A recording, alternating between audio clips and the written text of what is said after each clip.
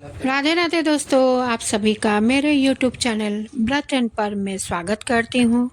दोस्तों, चैत्र मास की एकादशी का क्या नाम है और चैत्र मास की एकादशी इतनी महत्वपूर्ण क्यों है, आइए जानते हैं।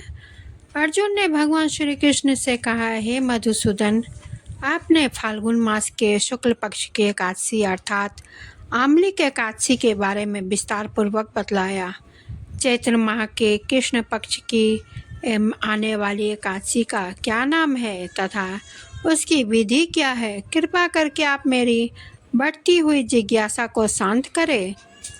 भगवान श्री कृष्ण ने कहा, हे अर्जुन, चैत्र मास के कृष्ण पक्ष के एकादशी को पापमोचनी एकादशी के नाम से जाना जाता है। एक बार की बात है कि पृथ्वीपति राजा मानधाता ने लोमस ऋषि से यही प्रश्न किया था जो तुमने मुझसे किया है। अतः जो कुछ भी ऋषि लोमस ने राजा मान्यधाता को बतलाया है वही मैं तुमसे कह रहा हूँ। हे राजा मान्यधाता ने धर्म के गुणवंतम रहस्यों के ज्ञाता महर्षि लोमस से पूछा, हे ऋषि श्रेष्ठ, मनुष्य के पापों का मोचन किस प्रकार संभव है? कृपया करके कोई ऐसा सरल उपाय बताएं जिससे सभी को सहज ही पापों से छुटकारा मिल जाए। पापमोचनी एकादशी की व्रत महर्षि लोमस ने कहा, हे नृप प्रति, चैत्र मास के कृष्ण पक्ष की एकादशी का नाम पापमोचनी एकादशी है। इसके व्रत के प्रभाव से मनुष्य के अनेक पाप नष्ट हो जाते हैं। मैं तुम्हें इस व्रत की कथा सुनाता हूँ, ध्यानपूर्वक श्रवण करो।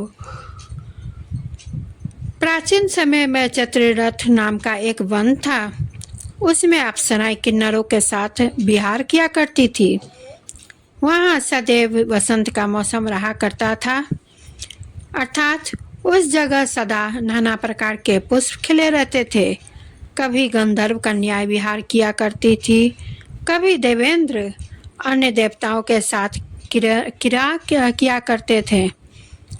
उसी वन में मेधावी नाम के एक ऋषि भी तपस्या में लीन रहते थे। वे शिव भक्त थे। एक दिन मधुघोषा नामक एक अप्सरा ने उनको मोहित कर उनकी निकटता का लाभ उठाने की चेष्टा की। इसलिए वह कुछ दूरी पर बैठा बीना बजाकर मधुर स्वर में गाने लगी। उसी समय शिव भक्त महर्षि मेधावी को कामदेव भी जीतने का प्रयास करने लगे। कामदेव ने उस सुंदर अप्सरा के भ्रू का धनुष बनाया, कटाक्ष को उसकी प्रत्यंचा बनाई और उसके नेत्रों को मंजुघोषा अप्सरा का सेनापति बनाया। इस तरह कामदेव अपने शत्रु भक्त को जीतने को तैयार हो गया। उस समय महर्षि मेधावी भी युवा अवस्था में थे और काफ़ी हिष्ट पुष्ट थे। उन्होंने यज्ञोपवीत तथा दंड धारण कर रखा था। वे दूसरे कामदेव के समान प्रतीत हो रहे थे। उस मुनि को देखकर कामदेव के वश में हुई मंजुघोषा ने धीरे धीरे मधुर वाणी से बिना पर गायन शुरू किया तो महर्षि मेधावी मंजुघोषा के मधुर गान पर तथा उसके सौंदर्य पर मोहित हो गए। वह अप्सरा मेधावी मुनि को कामदेव से पीड़ित जानकर उनसे आलिंगन करने लगी।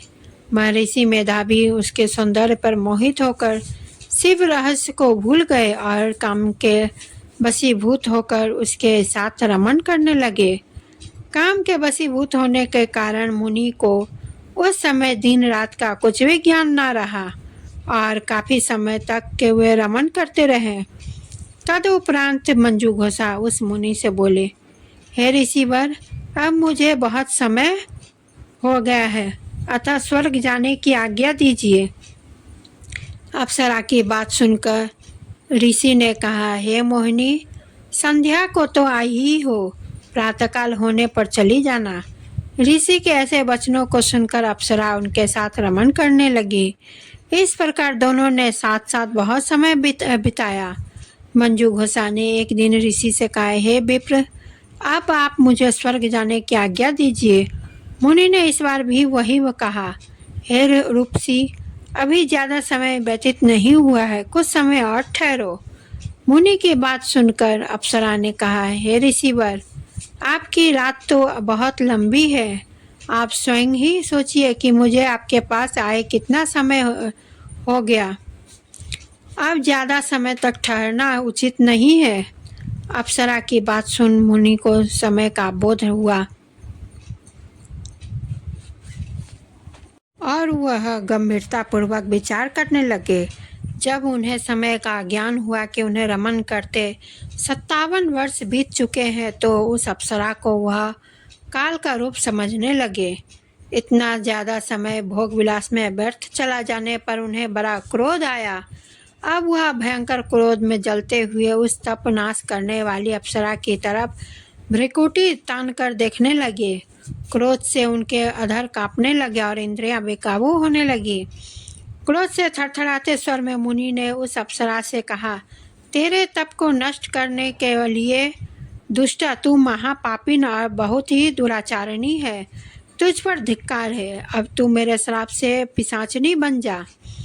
मुनि के क्रोधयुक्त श्राप से वह अप्सरा पिशाचनी बन गई।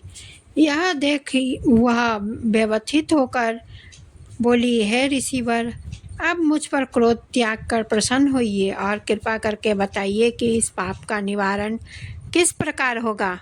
विद्वानों ने कहा है, साधुओं की संगत अच्छा फल देने वाली होती है और आपके साथ तो मेरे बहुत वर्ष बीत गए हैं। अतः अब आप मुझ पर प्रसन्न हो जाइए, अन्यथा लोग कहेंगे कि एक पुण्यात्मा के साथ रहने पर मंजू घोषा को पिशाचनी का बनना पड़ा। मंजू घोषा की बात सुनकर मुनि को अपने क्रोध पर अत्यंत ग्लानि हुई, साथ ही अपने अपकृति का भय भी हुआ। अतः पिशाचनी बनी मंजू घोषा से मुनि ने कहा, तूने मेरा बड़ा बुरा किया है, किंतु फिर भी मैं तुझे इस श्राप से मुक्ति का उपाय बतलाता हूँ। चैत्र मास के कृष्ण पक्ष की जो एकादशी है, उसका नाम पापमोचनी एकादशी है। उस एकादशी का उपवास करने से तेरी पिशाचनी की देह से मुक्ति हो जाएगी। ऐसा कहकर मुनि ने उसको व्रत का सब विधान समझा दिया। फिर अपने पापों का प्रायश्चित करने के लिए वे अपने पिता च्वन ऋषि के पास गए। च्वन ऋषि ने अपने पुत्र मेधावी को देखकर कहा, हे पुत्र, ऐसा क्या किया है तूने कि तेरे सभी तप नष्ट हो गए, जिससे तुम्हारा समस्त तेज मलिन हो गया है। मेधावी मुनि ने लज्जा से अपना सिर झुकाकर कहा, पिताश्री, मैंने एक अप्सरा से रमण करके बहुत बड़ा पाप किया। इसी पाप के कारण संभवतः मेरा सारा तेज और मेरे तप नष्ट हो गए। कृपा करके आप इस पाप से छूटने का उपाय बतलाइए। ऋषि ने कहा, हे पुत्र, तुम चैत्र माह के कृष्ण पक्ष की पाप मोचनी एकादशी का विधि तथा भक्ति पूर्वक उपवास करो, जिससे तुम्हारे सभी पाप नष्ट हो जाएंगे। अपने पिता च्वन ऋषि के वचनों को सुनकर मेधावी मुनि ने पापमोचनी एकादशी का विधि पूर्वक व्रत किया। उसके प्रभाव से उसके सभी पाप नष्ट हो गए। मंजू घोषा अप्सरा भी पापमोचनी एकादशी का उपवास करने से पिशाचनी की देह से छूट गई और पुनः अपना सुंदर रूप धारण कर स्वर्गलोक में चली गई। लोमस मुनि ने कहा, हे राजन, इस पापमोचनी एकादशी के प्रभाव से समस्त पाप नष्ट हो जाते हैं। इस एकादशी की कथा के श्रवण व पठन से 1000 गोदान करने का फल प्राप्त होता है। इस उपवास के करने से ब्रह्म हत्या करने वाले, स्वर्ण चुराने वाले, मद्यपान करने वाले, अगम्यागमन करने वाले आदि भयंकर पाप भी नष्ट हो जाते हैं और अंत में स्वर्गलोक की प्राप्ति होती है। तो दोस्तों, आप सभी को यह एकादशी व्रत कथा कैसी लगी, कमेंट जरूर करें। वीडियो को लाइक शेयर करें और चैनल को सब्सक्राइब करें। नोटिफिकेशन बेल को भी क्लिक करें, क्योंकि कोई भी मेरी नई वीडियो आप तक सबसे पहले पहुंचे, इसलिए नोटिफिकेशन बेल को ऑन रखना ज़रूरी होता है। और इसी के साथ मैं आप सभी से विदा लेती हूं। धन्यवाद।